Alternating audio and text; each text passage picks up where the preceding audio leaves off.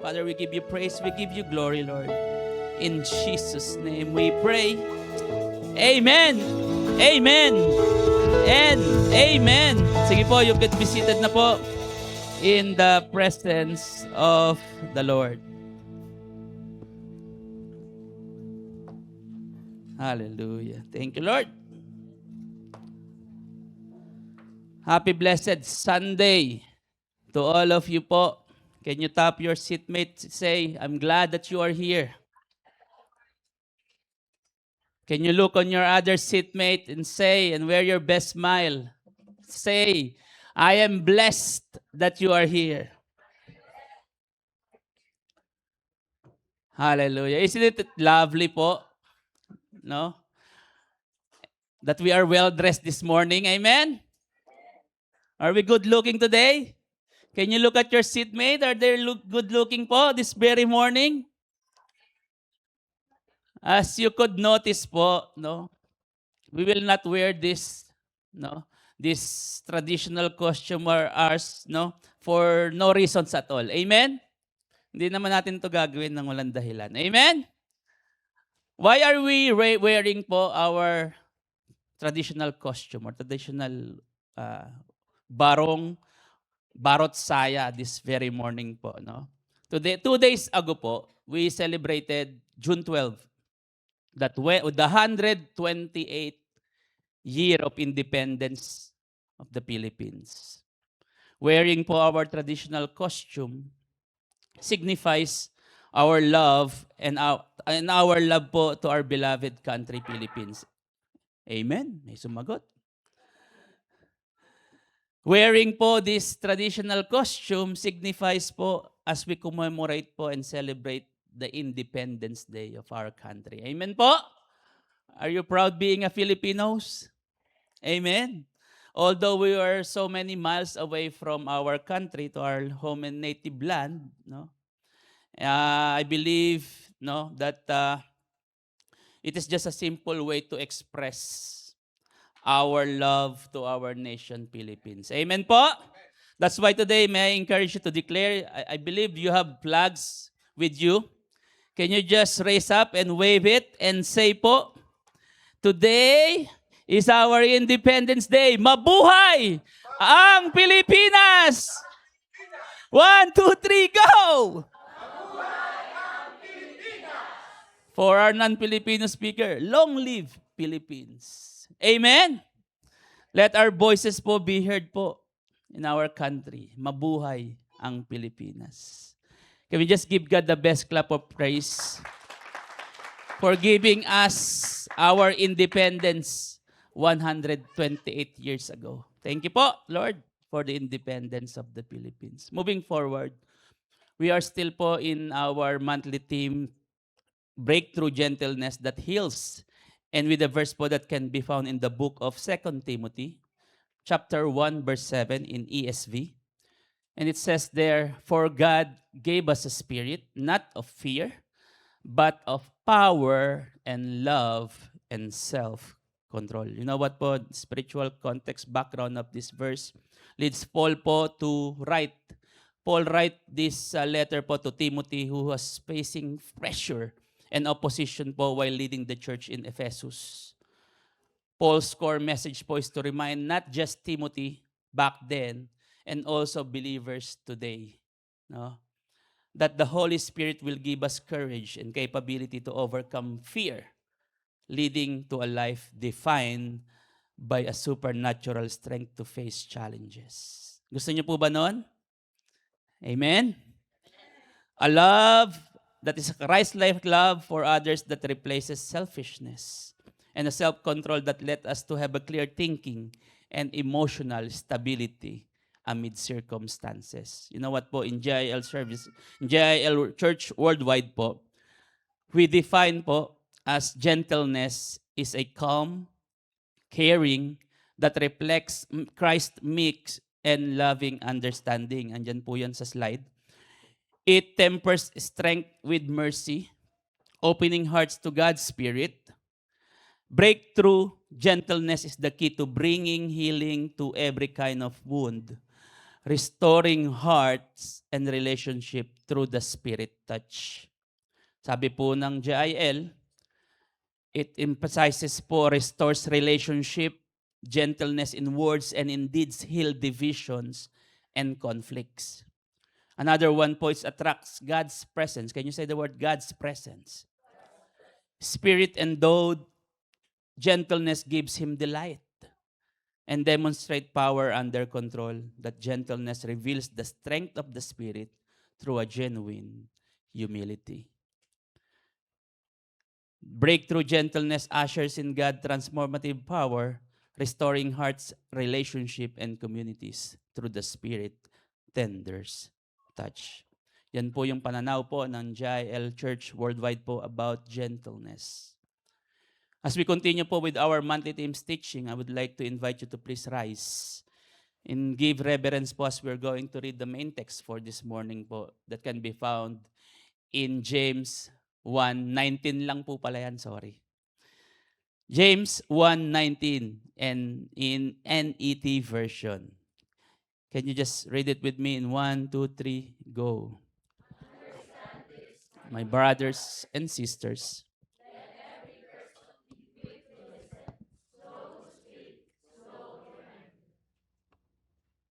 sige po, you could be seated na po. In the presence of the Lord. Praise the Lord. I entitled po my preaching this morning, Living Out Christ's Gentleness. Can you say it with me again po? Living out Christ's gentleness. Our JIL vision states as follow po. Alam niyo po ba yung JIL vision natin? Do you know what our Jesus is Lord Church vision? Amen? 1, 2, 3, go! Vision po, vision. Vision. Vision. Maganda po kung sabay-sabay, no? It's good to hear if it's synchronized. Amen po. 1, 2, 3, go. Evangelizing and discipling Filipinos and all the peoples of the world through teaching, preaching, and I got my title there po in our vision, Living Out the Full Gospel of the Lord Jesus. Entitled po today, Living Out Christ's Gentleness. Part of Brother Eddie's vision po is to have a church that is glorious. Amen? And whose member po are willing to be evangelized and discipled through preaching po, teaching, and living out the full gospel of the Lord Jesus Christ. Which means po, He wants every JIL people to live a life that is Christ-centered. Same thing po with our topic this very morning po. The Lord is reminding us through the life of James that we must live our life according to God's righteousness. And not just be the hearer of the word, but be the doers of the word of God by simply living out Christ characters. Amen? Living out Christ likeness po is hard to do. Amen? Even if we say that we are His followers for so many years, for so long time na po, no? There will come a time, there will come a moment, or even a situation that our characters will be tested. Amen? Whether we admit it or not, we cannot live the day without testing our gentleness. That's 99.999% sure. And I'm sure of that. Amen? Who among you here have the gift of patience and gentleness? Taas ang kamay. Uy, meron isa. Praise the Lord. Everyone can be gentle for an hour. Raise your hands. Amen. For a day. Raise your hands. Praise the Lord. For a week. It simply means that we cannot sustain and preserve gentleness in our hearts. Every single moment of our life will be tested. Everyone can be gentle po, no? To express their gentleness, but not for so long. Especially if you have kids. Trust me, it will never be that easy. That's why every single day is a struggle and a testing for me. And I believe po, anyone who has kids there knows what I'm talking right now. Amen? According to my research po, the number of times your gentleness is tested po in day varies from 3 to 10 times a day. According to research po, it commonly fluctuates 3 to 10 times. It largely depends on daily stressors and interaction with others. My gentleness, your gentleness, and our gentleness will always depend on how we will react to the people we are dealing around us. Can you ask your seatmate, who are your daily stressors? What are your daily stressors? No? Maraming sabi, many. Good thing we have prayer intercessors here at church. Amen? Pwede kayong magpa-pray. No? You could also ask them to pray for you.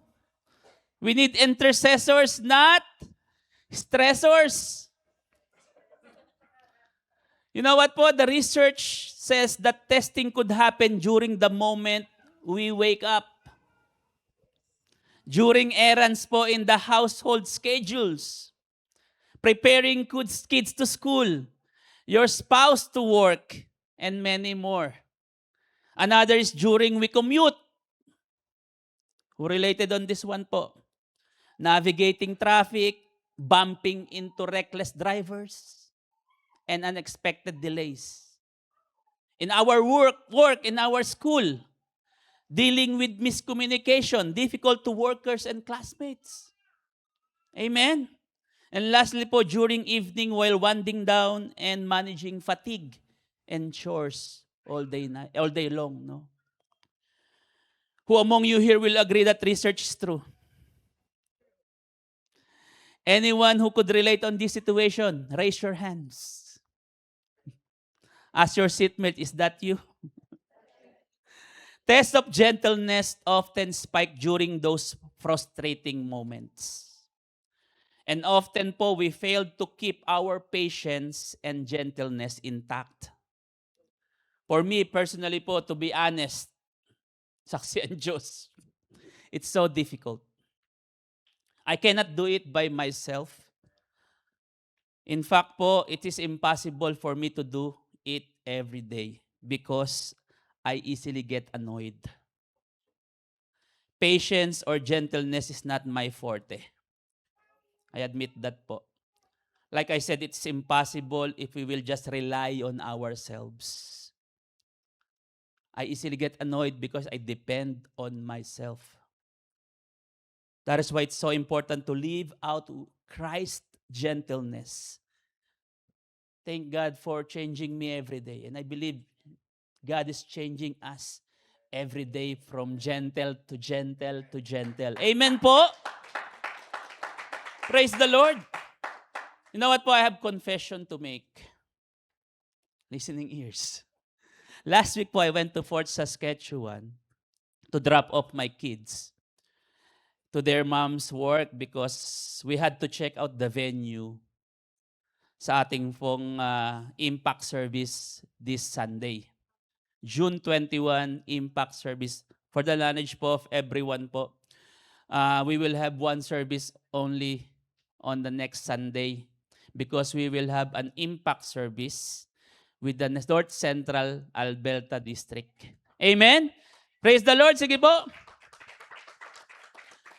We would like you to inform that one of the senior pastors, Reverend Pastor Congressman Domeng Rivera, no, will be visiting us this Sunday.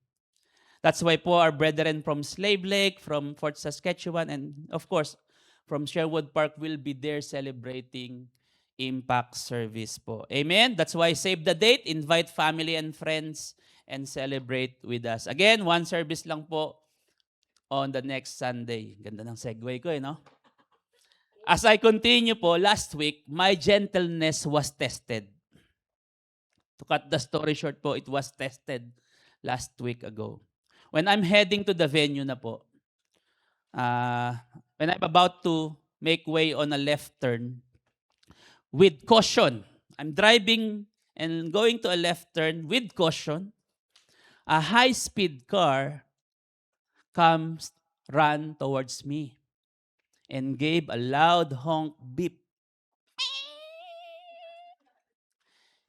You know what it sounds like, right? As if I didn't see him coming. That's what I had this annoying feeling, because he thought that I didn't see him coming towards me. What I did was, you know what, after a long day work, no? Pagod tayo, we were tired, we're stressed at work, especially we're hungry, no? The same time, that gentleness will be tested all the time, especially when we're hungry. Who's hungry right now? Amen. What I did was, because I'm, have this gentleness, I immediately drove the car as fast as I could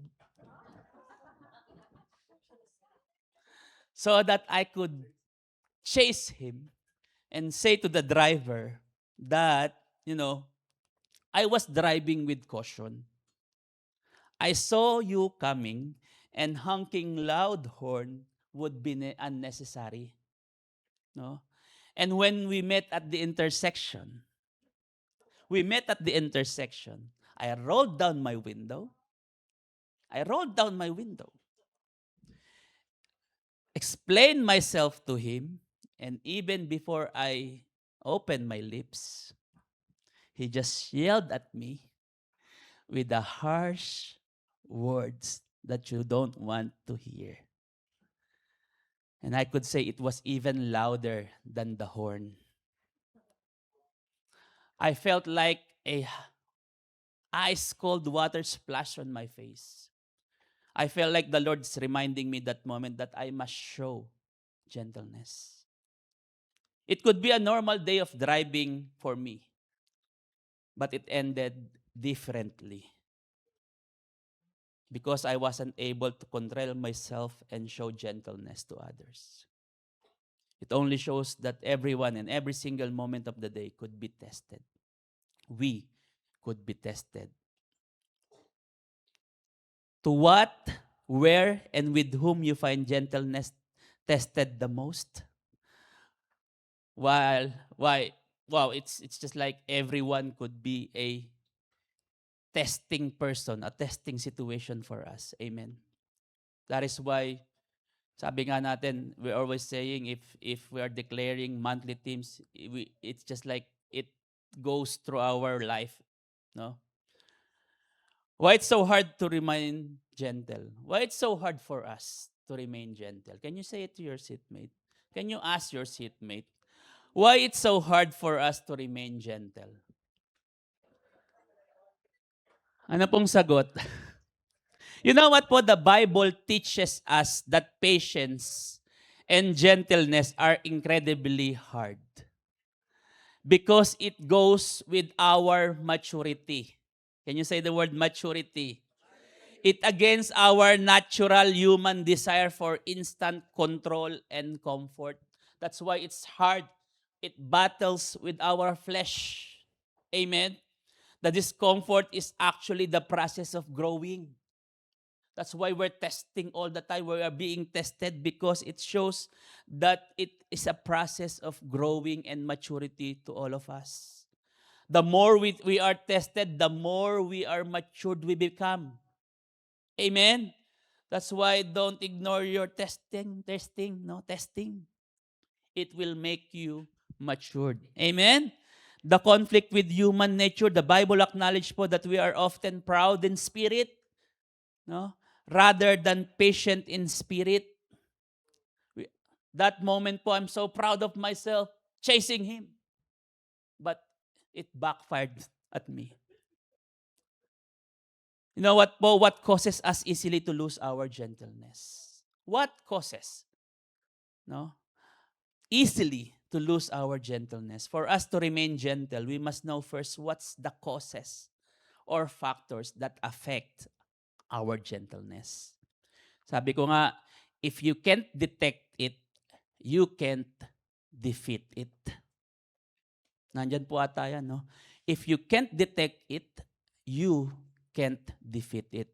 You know what po? Acknowledging and detecting what causes you to lose your gentleness, it's so important. So we could be able po to tackle and make necessary solution to those things.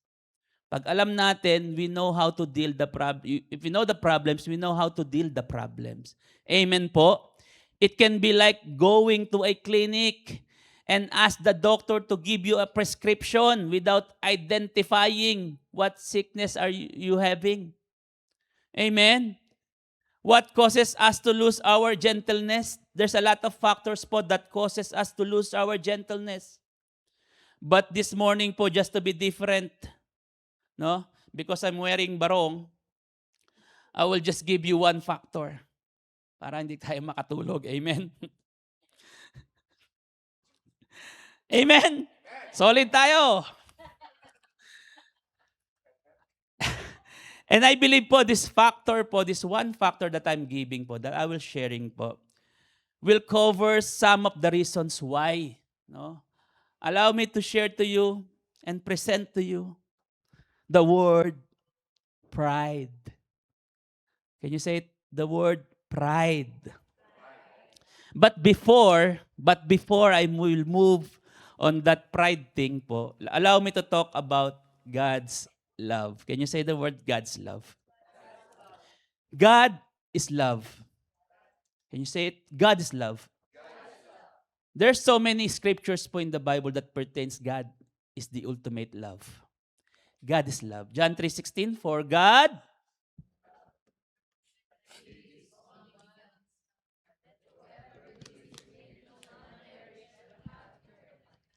next thing, Romans 5:8, but God demonstrate His own while we're still sinners, Christ died for us. 1 John 4:8, whoever does not love, because God is love. And the next thing po, Psalm 36:7, how priceless is your unfailing love, O God. People take refuge in the shadow of your wings. We all know po that love is God. Can you say it with your seatmate? God is love. You know what po? These verses po are just proof that He is a loving God po. Amen? He Himself is love. And yet, no, in Proverbs 6:16, in NIV, it says there are 6 things the Lord hates. How can a God of love have something or some things that He hates? This is where we must understand po that two things can be true at the same time. Amen? That He is a God of love, that is a perfect love, but He is also has a perfect hate. Amen? I want you to understand po that the power of God's love, when you look at His hate is not opposing His love for you and me. His hate only proves His love to you and me. Same thing with the parents who loves their kids so much that they hated the wrong things that they are doing because they don't want to get hurt. Amen? In the book of Proverbs 6:16-17, sabi niya dyan, God has a list that hated the most, and the number one of this list is the reason why we lose our gentleness, and that is haughty eyes. Can you say it with me? Haughty eyes. Sabi niya dyan, there are 6 things that the Lord hates. 7 are detestable to Him. Number 1 of the list is haughty eyes. And when I look up the meaning po of haughty eyes in the Bible's perspective, this is po what I found.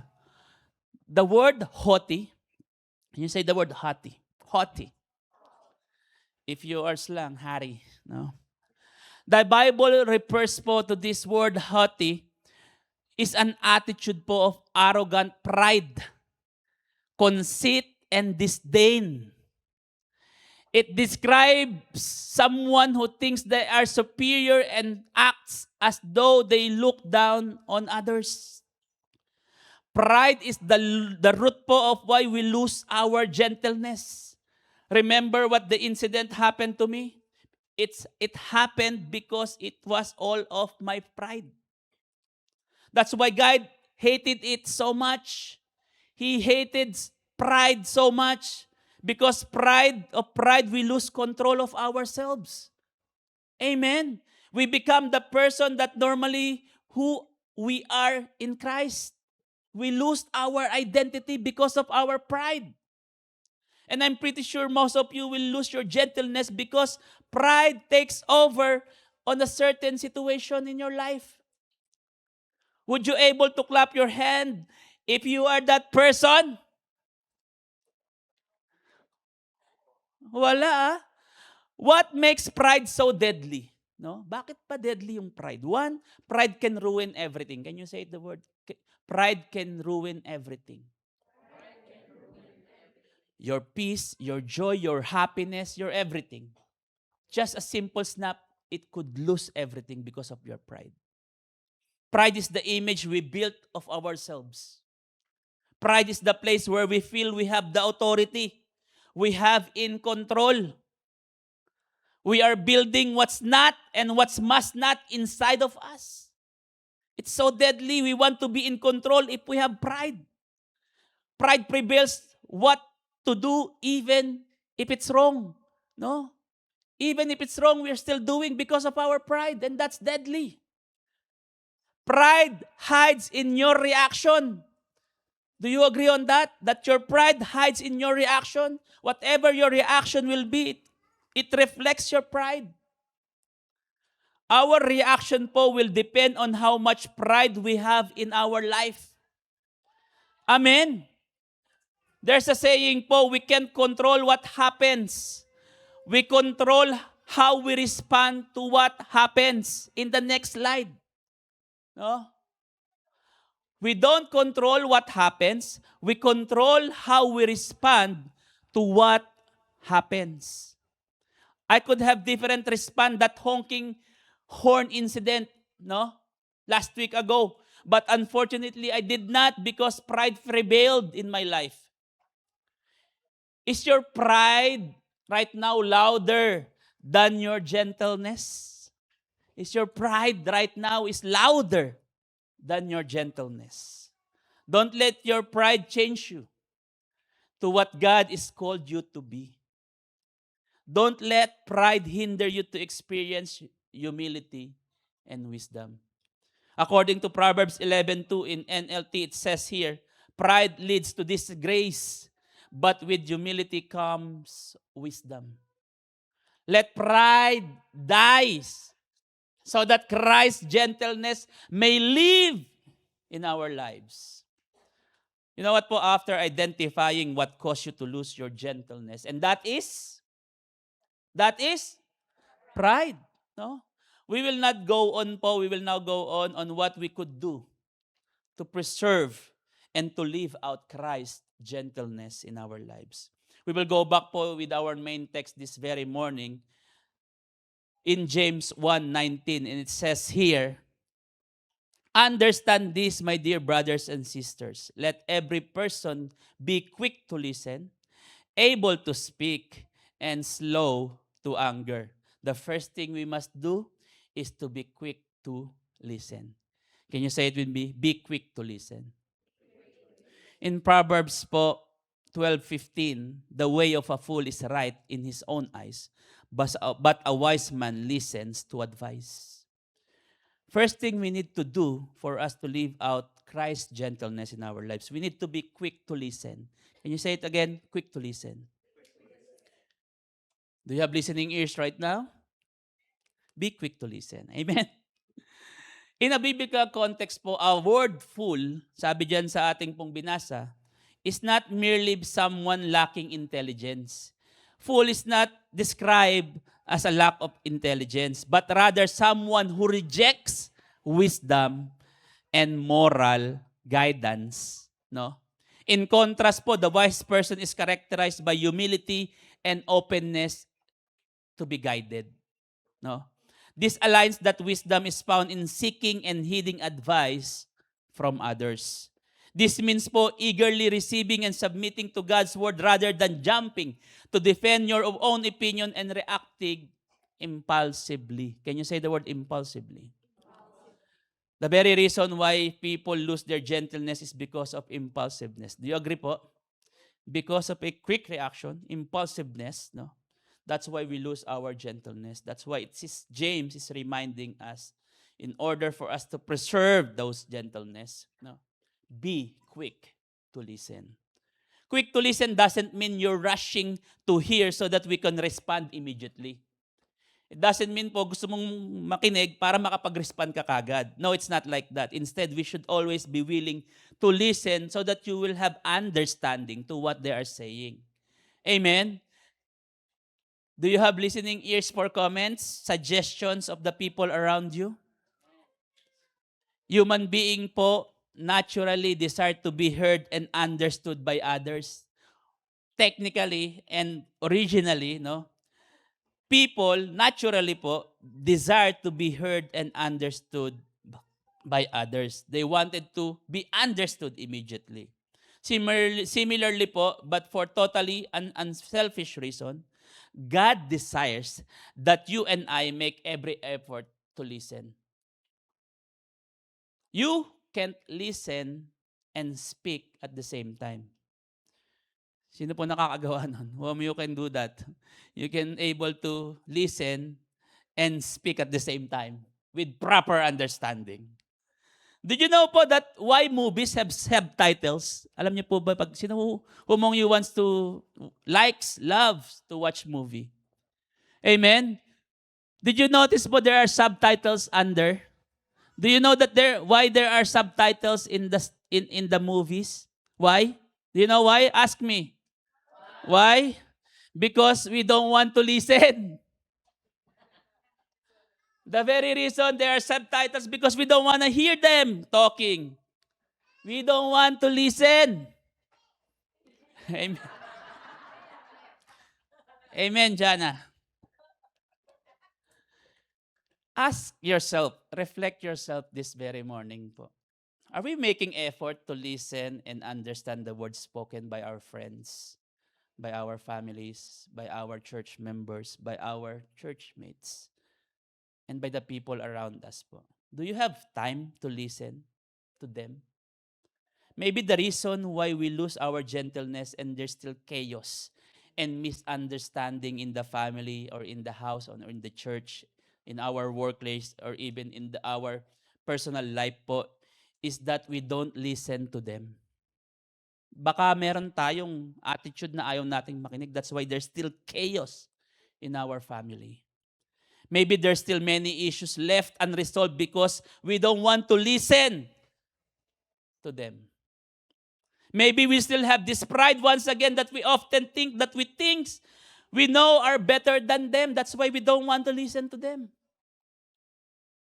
Having good and healthy relationship is not about who is in control, who is loud in the house. But it's all about having good listening ears. It's not necessarily mean po, if you have a loud voice, you are in control. No, it's not. It's all about having listening ears. Amen? It's unfortunately po that everybody wants to be heard, but nobody wants to listen. Amen? Everybody wants to be heard, but nobody wants to listen. It's unfortunate po. Proverbs 10:19 AMP po, AMP version, sabi niya, when there are so many words, transgression and offense are unavoidable. But who controls his lips and keeps thoughtful silence is wise. Naalala ko sabi ni Erap Estrada, less talk, less mistake. Amen. This morning, let understanding and listen more prevail in our house, in our homes, in our church, in our workplace. No? I pray that every family and every friends, every churchmate, and even our nation and the people around us value and make time listen. No? Time to listen before we talk. Amen. I believe po that there is no misunderstanding in every relationship, no, will not be fixed if we will just let our ears open and our lips closed. Okay po ba sa inyo yon?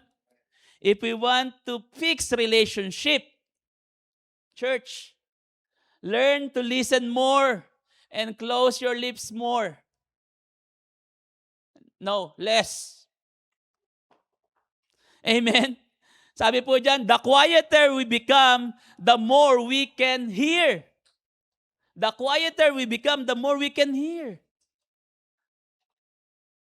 Please say to your seatmate, be a listener. James 1:9, second point po. Mabilis na to.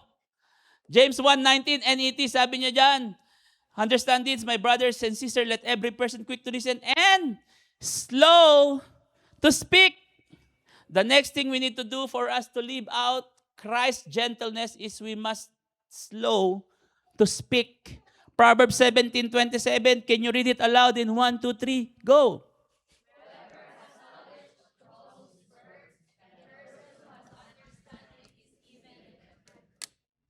Praise the Lord.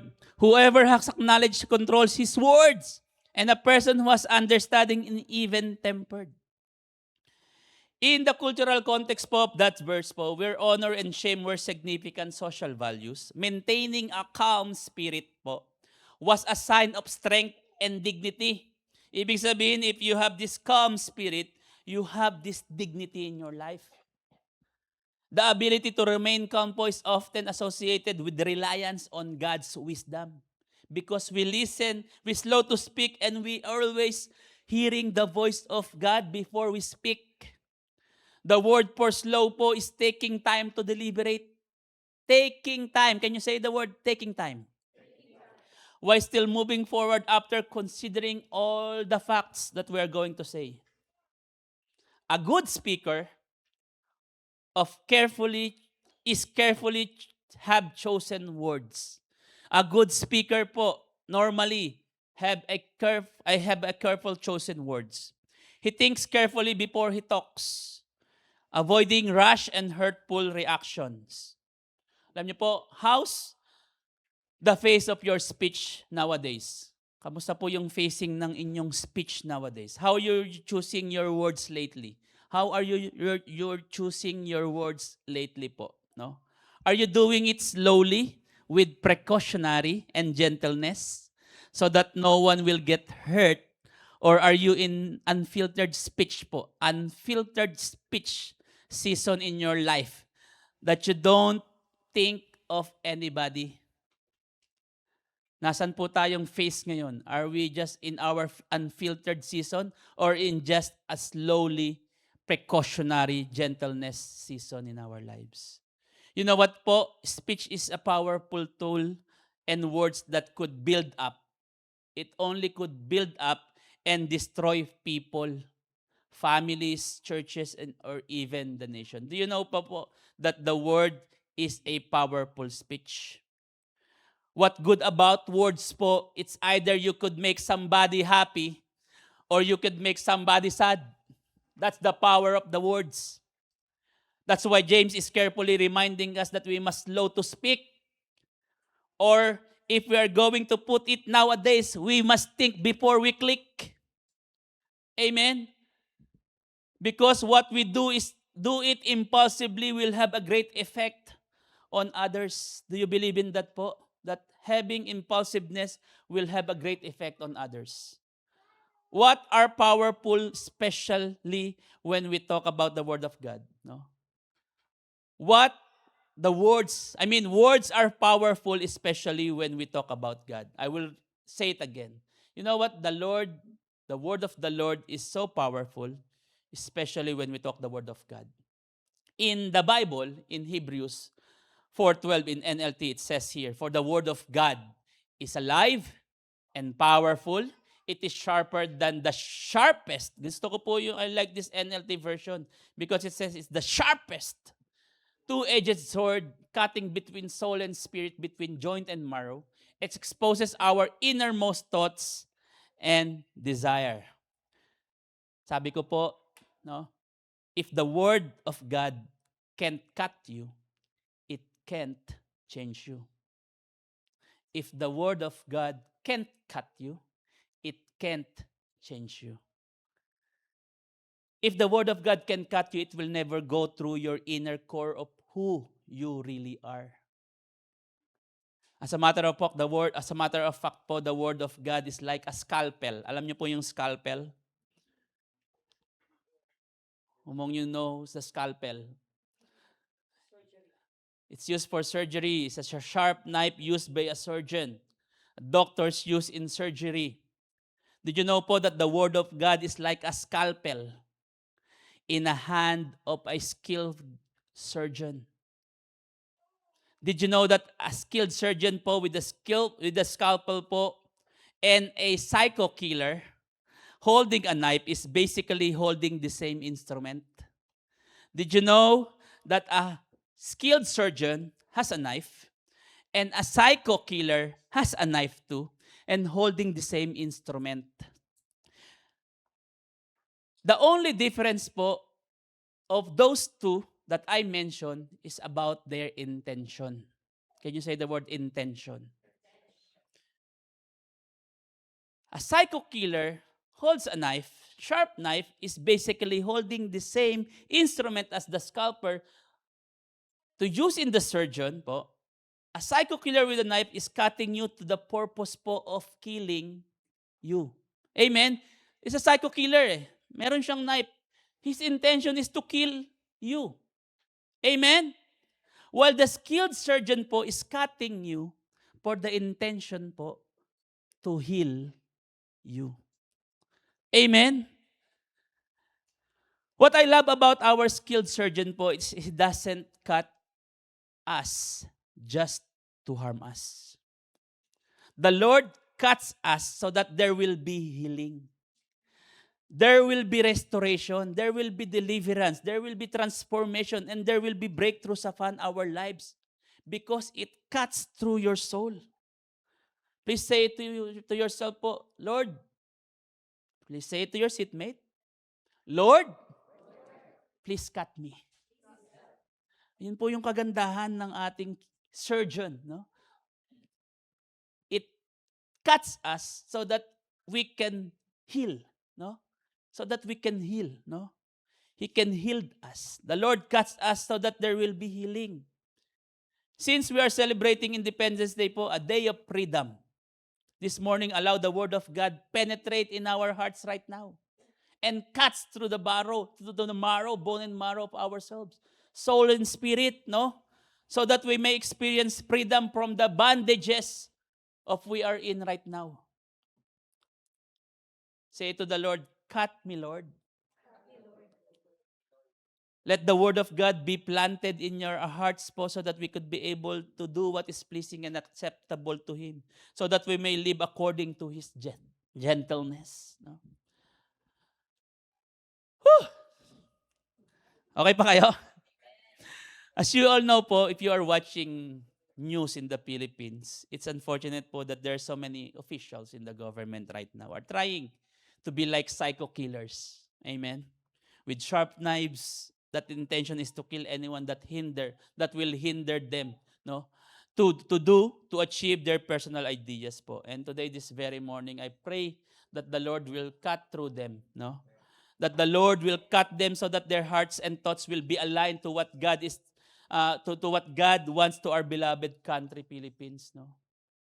I pray, no, to use their position and powers to transform their hearts to the Philippines po to be a better nation. let there be no divisions among them. It cuts them, no? So that it will cut them to their hearts, so that it will change their minds, not to intend a personal agenda, but rather a nation agenda based, no? Amen? Number 3, tapo tayo. I'm almost done. What's the other 2? Ano po? Be quick to listen. Number 2, we must slow to anger. And number 3 po, the last point we're going to discuss, to live out Christ's gentleness is to slow to anger. The last thing we need to do for us to live Christ's gentleness, we need to be slow to anger. Sino pong mga galit dito ngayon? Sabi po sa Romans 12:18 GNT, sabi niya, do everything possible on your part to live in peace with everybody. Are you in peace with everybody? Parang konti lang. You know what po? It emphasizes personal responsibility in pursuit of peace.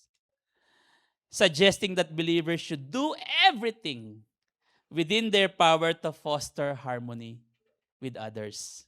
This align po with biblical teaching that God desires peace. Amen po? This peace is not merely the absence of conflict, but a holistic sense of well-being and reconciliation with God and others. Controlling your anger is a choice. Amen? Do you believe in that po? That you can control your anger. Amen?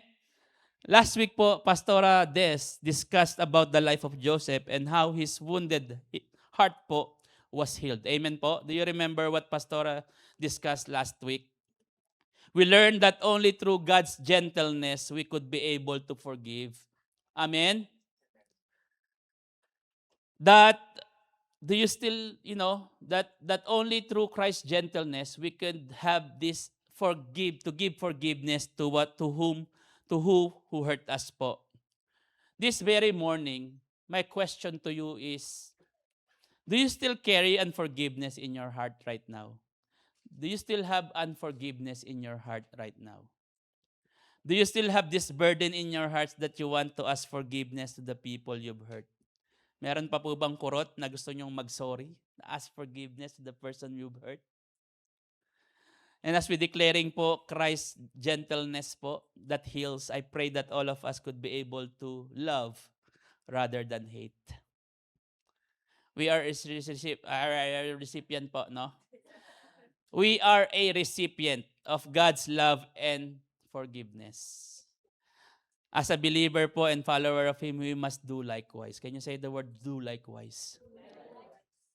Don't let unforgiveness hinder you to receive healing of your heart. While I'm doing my devotion po last week, I bumped into the book of 2 Corinthians 5:7 to 10. And it says here, can you read it with me po in 1, 2, 3, go. So you should rather turn to forgive and comfort him, or he may be overwhelmed by excessive sorrow. So I beg you to reaffirm your love for him. For this is why I wrote that I must test you and whether you are obedient in everything. Anyone whom you forgive, I also forgive. Indeed, what I have forgiven, if I have forgiven anything, has been for your sake in the presence of Christ. We're always hear that people you love the most will have the tendency to hurt you the most. Do you believe in that po? That the people you love the most have this tendency to hurt you the most. You're hurting because you love those person po who hurt you. The reason why you are hurting because you love that person who hurt you. You're hurting because you love them.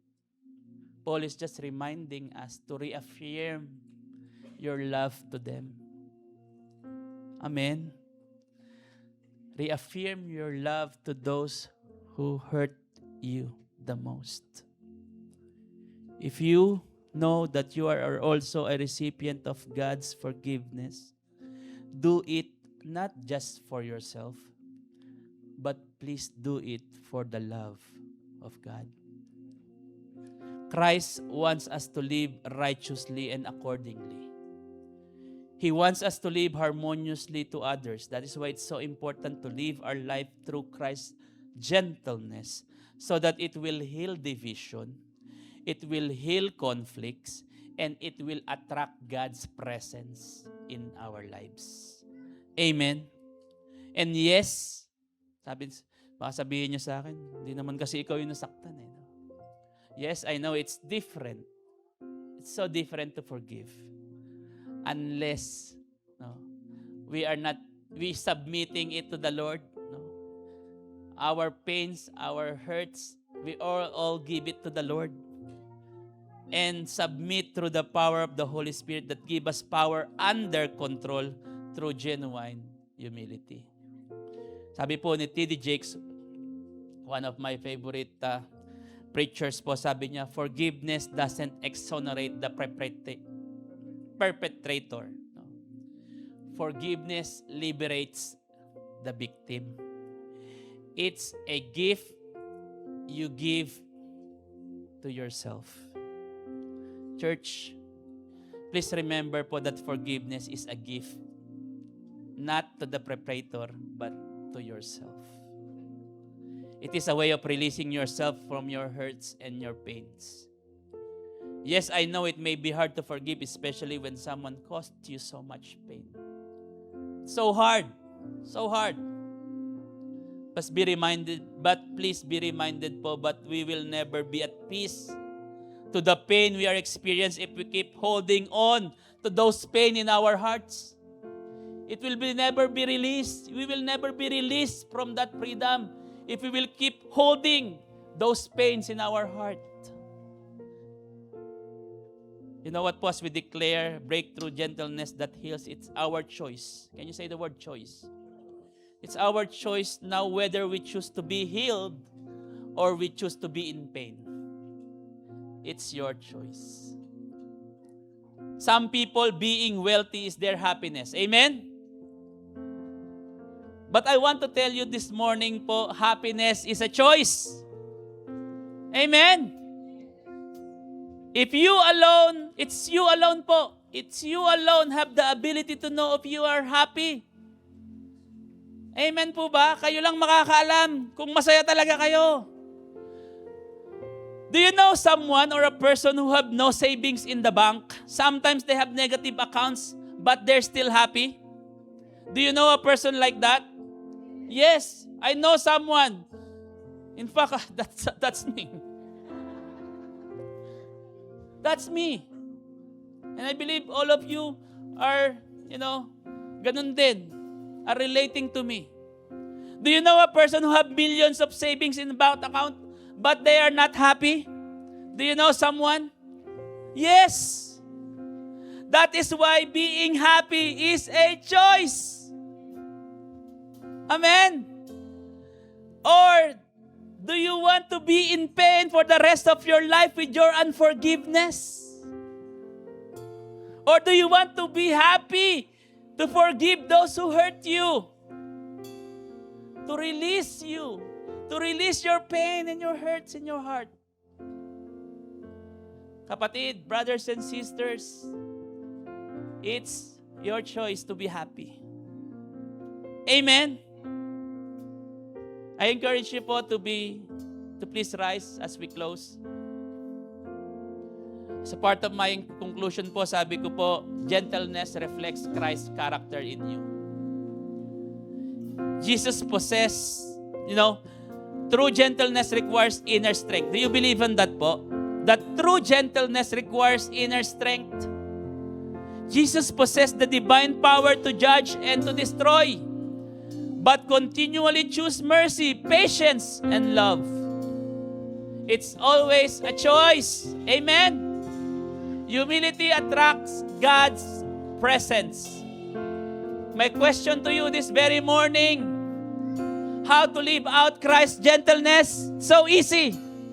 John 3:30. Can you say it aloud with me? In 1, 2, 3, go. He must become greater and must become less. and less. Can you just give God the best clap of praise? We cannot do it. The Lord must be greater and greater in ourselves, and we must become less and less so that we could live Christ's gentleness every day. This very morning po, allow our hearts to be pure. Ask the Lord for a clean heart. Ask the Lord to remove every stony hearts in our hearts right now, so that we may experience your presence, God's presence in our lives. And I believe if we have this God's presence in our lives, we will live with gentleness that heals. Amen? Allow our character to be more and more and less of us. Let our hearts this morning beats only for Jesus. Amen? Can you say it with me? My heart beats only for Jesus. And as we sing this song po, ask the Lord to give us a clean heart. And as we sing,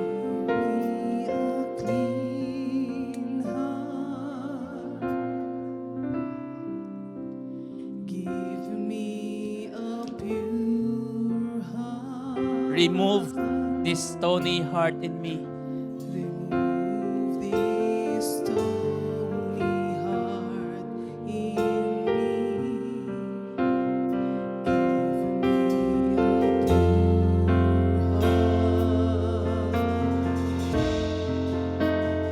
heart. This is my heart's desire. My longing, my deep desire.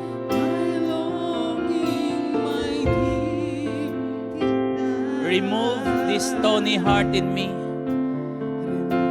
Remove this stony heart in me. A heart that's undivided. Ask the Lord. Heart that's undivided. Ask the Lord right now.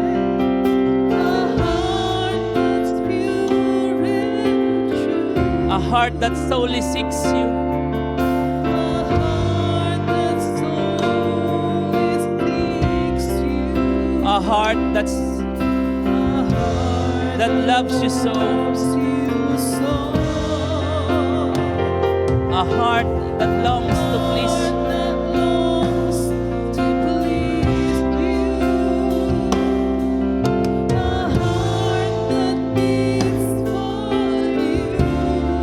Give me this heart, Lord. Please give me this heart. Please give me this heart. Give me this heart. Please give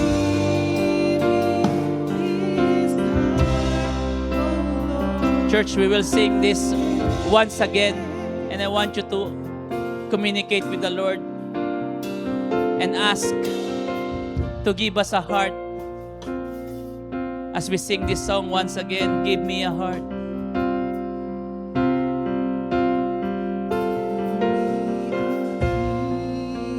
Yes, Jesus.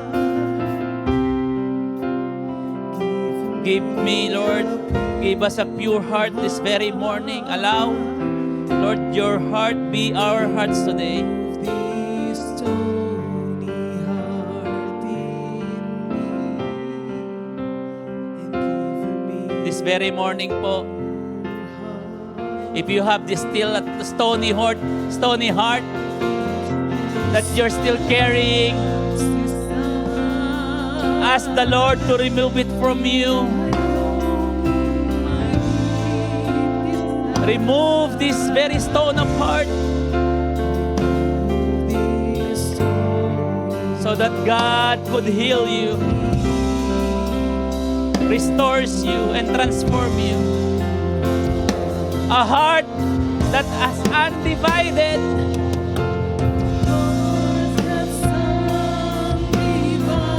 A heart that's pure and true.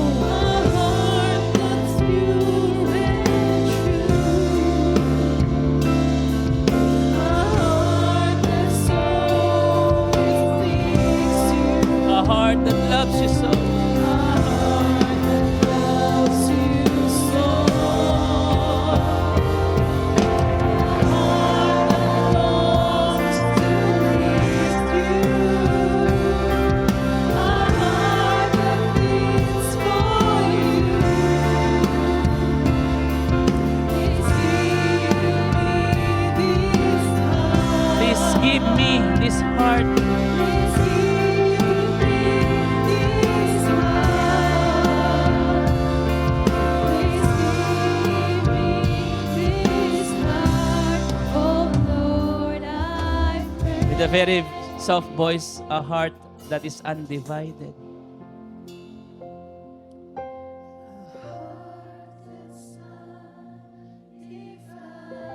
Yes, Jesus. Say it to the Lord. Ask the Lord this very morning to transform every heart.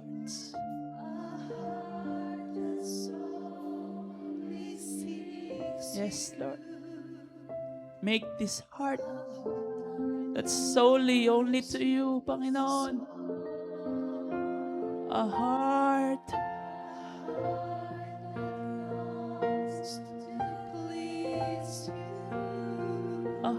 that's pure.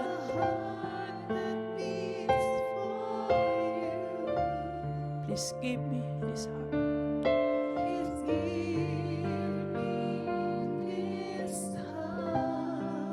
Please give me this heart.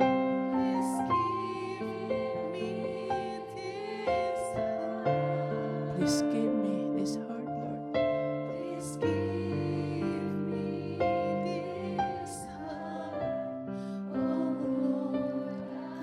Let us pray po with your eyes closed and heads bowed down. Heavenly Father, Lord, this very morning allow our hearts to be receptive. We ask that you will give us a clean, pure, and undivided heart so that we could be able to live with gentleness and loving kindness to others. As we are declaring breakthrough gentleness that heals, I pray, Lord, that you will teach us the way on how to live with your gentleness. We know, Lord, for a fact that we cannot do it alone. Our characters are way beyond yours. Our characters have the tendency to speak more rather to listen. Our characters have the tendency to talk harsh rather than to be gentle.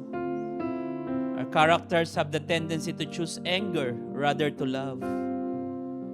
We know that pride hinders us to be more of you. That is why this very morning, Lord, I pray that you will empower this message. I pray, Lord, that you will cut us through our very soul and spirit so that we may live out with your gentleness and will experience transformation, deliverance, restoration, and breakthroughs upon our lives. We know that your gentleness can be seen through our thoughts, through our action, through our ways. That is why today, Lord, we are asking you to give us the heart of humbleness, the wisdom, and a moment to pause, that we might not turn, we might not run through our emotions, through our immediate response without proper thinking, and through our impulsiveness.